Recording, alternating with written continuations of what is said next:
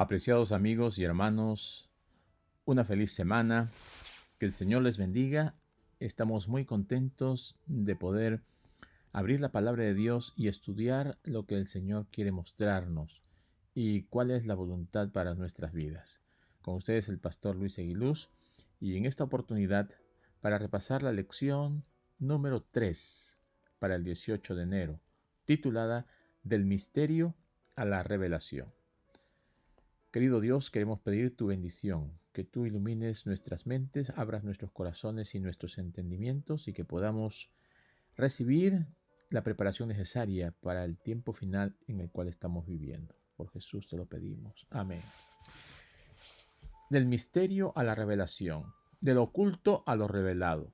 Dios tiene un plan para su pueblo y el Señor va a ir dándole el conocimiento necesario para que puedan seguir avanzando mientras los acontecimientos se van desenvolviendo.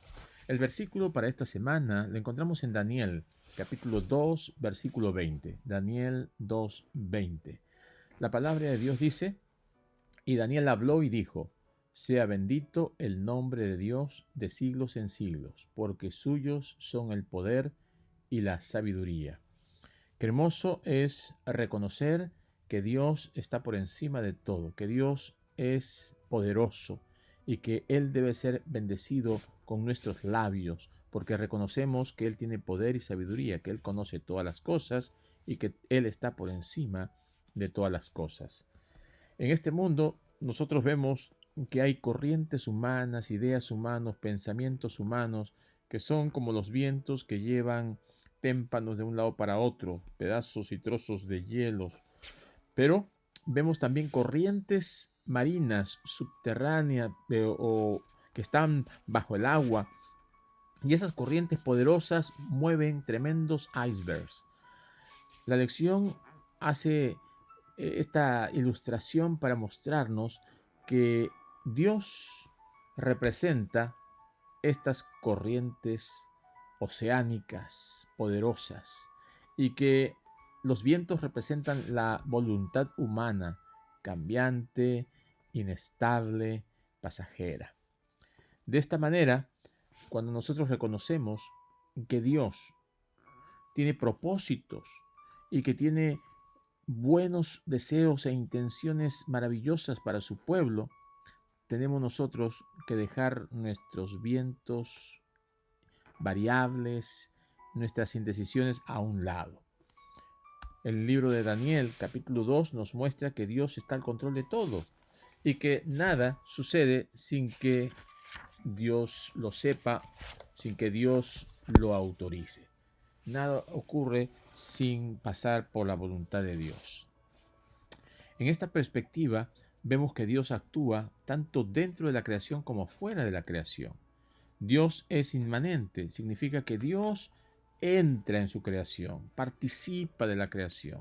Como quien dice, Dios se hace chiquito para estar allí en medio de esos seres diminutos que Él ha creado y participa de lo que ellos hacen. Se identifica con ellos hasta el punto de hacerse humano para morir y salvarlos. Pero a la misma vez, Dios es trascendente, Dios está por encima de la creación, Dios la ve desde afuera y contempla el vasto universo que Él ha creado, pero también tiene esa capacidad de poder estar participando de ella y ponerse en el lugar de los seres humanos para salvarlos. Qué maravilloso es Dios, que es inmanente pero a la vez es trascendente. Ahora, estos acontecimientos que están ocurriendo, que muestran que Dios está al control de todo, el rey Nabucodonosor, preocupado por el futuro de su reino, su padre había muerto hacía poco tiempo, él había venido después de conquistar Jerusalén en un viaje rápido para poder llegar y evitar que hayan revueltas. Ahora se ve frente a un imperio majestuoso, maravilloso, grandioso, y comienza a pensar dentro de sí mismo: quiero que este reino dure para siempre. ¿Qué pasará con este reino de aquí a 1 año, 5 años, 10 años? Estaba con sus pensamientos en estas cosas y ya los cautivos estaban llegando. Dios actúa para mostrarle a sus hijos prisioneros que Él está con ellos, aún allí en Babilonia. Entonces, cuando el rey se olvida del sueño, manda llamar a sus adivinos, a sus magos, a sus astrólogos. Nadie le puede dar la interpretación del sueño. Así que él decide matar a todos los sabios. Cuando se entera de esto, Daniel reúne a sus 3 amigos para orar, para pedir la dirección divina, que es algo que nosotros debemos tener presente. Dios es el único que puede solucionar nuestros problemas y Dios es el único que puede darnos la sabiduría para actuar de la manera correcta. Así que Daniel reconoce que es Dios quien puede ayudarles en este caso de vida o muerte.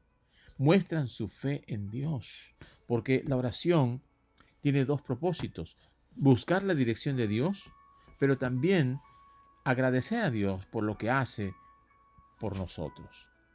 El secreto para alcanzar los objetivos de la vida es la oración. Dios espera que lo busquemos. Dios espera que nos dirijamos a Él para actuar de acuerdo a su voluntad.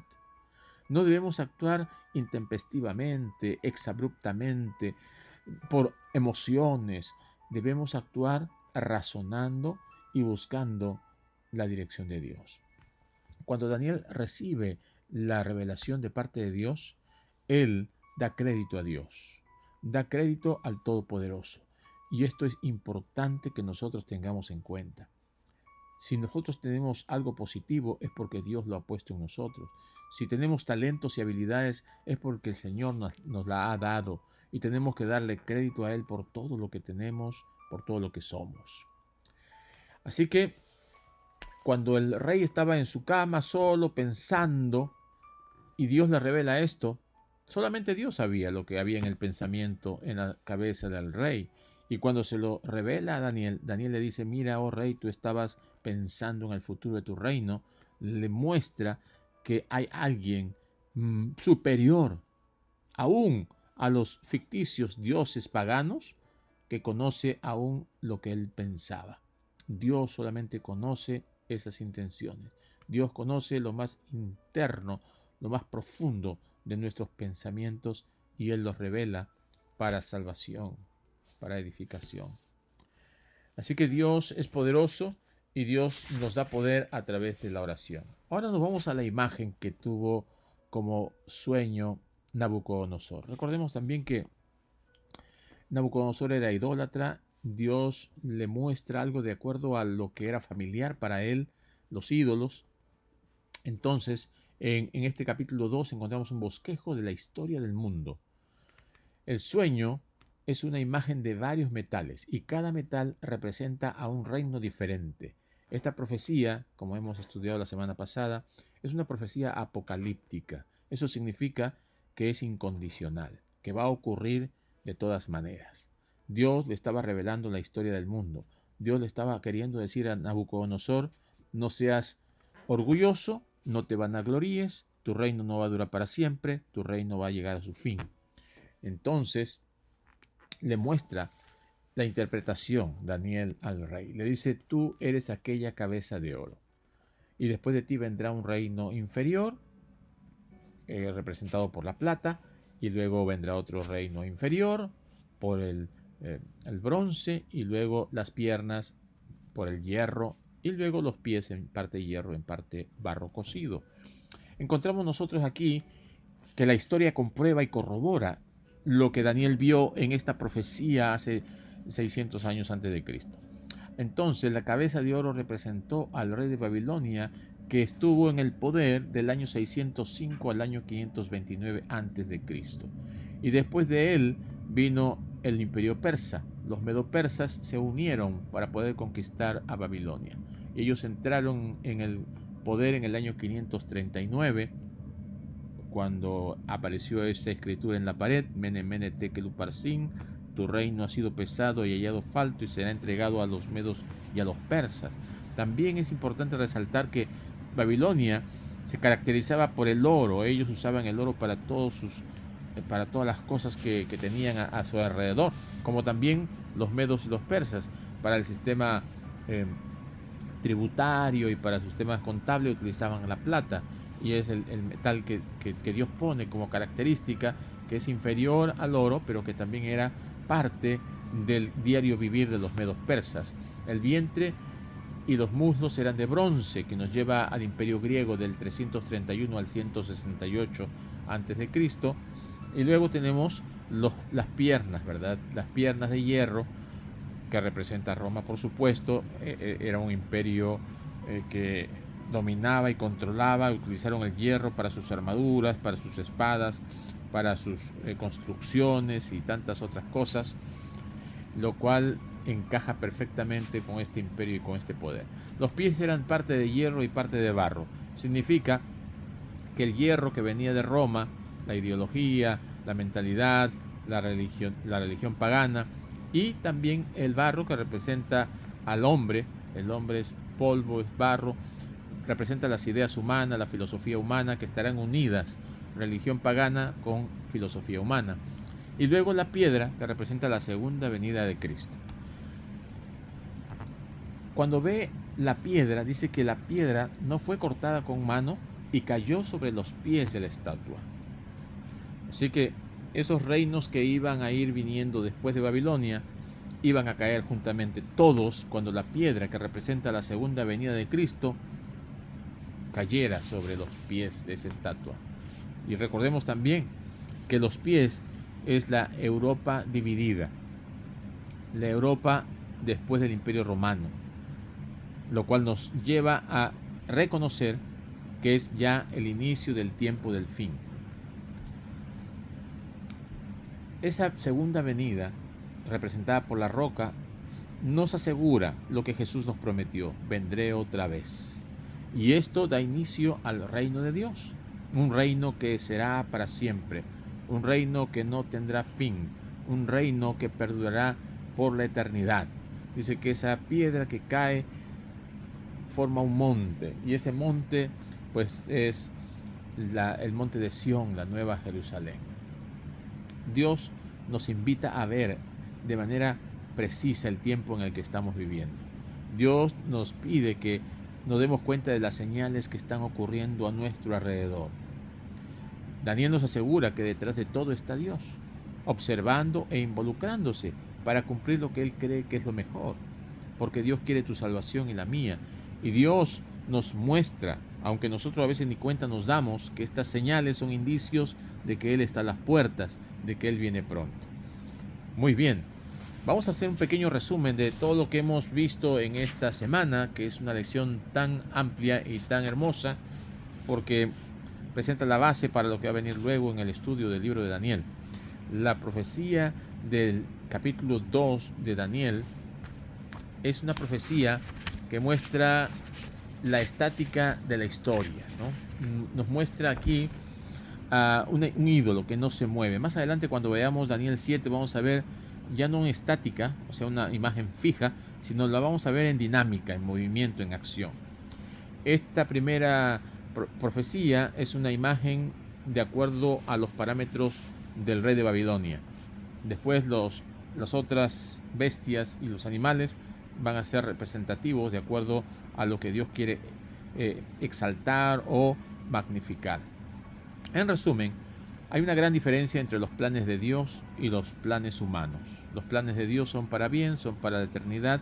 Los planes humanos son temporales, pasajeros, efímeros, fugaces. Dios es inmanente y trascendente porque Dios está en su creación desde fuera y dentro de ella. También nos muestra que Dios está al control, que Dios tiene al tanto todas las cosas que están pasando y nos previene a través de las profecías para que nosotros también estemos al cuidado. Nos presenta la oración como una llave para abrir los almacenes de bendición del cielo. La oración, la cual nos capacita para recibir la revelación y la palabra de Dios y entender los propósitos que Dios tiene para su pueblo y para sus hijos. También nos presenta a Daniel, que ante el peligro buscó a Dios, y es algo que nosotros debemos aprender. Buscar a Dios siempre y ser agradecidos por lo que Dios hace.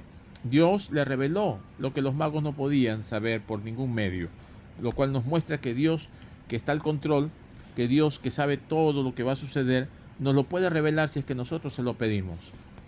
Así que Dios le mostró el sueño y su interpretación, y Daniel le mostró el sueño y su interpretación a Nabucodonosor. El propósito era mostrar el futuro del mundo, pero también darles confianza de que al final Dios establecería un reino, no como los reinos humanos, que no solucionaron ningún problema del hombre, sino que el reino de Dios solucionaría todas aquellas cosas que los humanos no pueden solucionar. El reino de Dios empieza con la piedra que cae sobre los pies. El reino de Dios comienza con la segunda venida de Cristo. Esto va a suceder en el tiempo del fin. No pasó en el pasado, ocurrió en el pasado y quedó allá. No vendrá todo acontecimiento al futuro. Está ocurriendo poco a poco. Estamos acercándonos al tiempo del fin. Esto comenzará a establecer el reino de Dios. Y recordemos que Daniel nos asegura que Dios está detrás de todo lo que sucede en nuestro mundo, en nuestro universo, en nuestras vidas de manera personal. Que el Señor te bendiga al estudiar la palabra de Dios en esta semana. Es mi deseo y oración. Y hasta la próxima.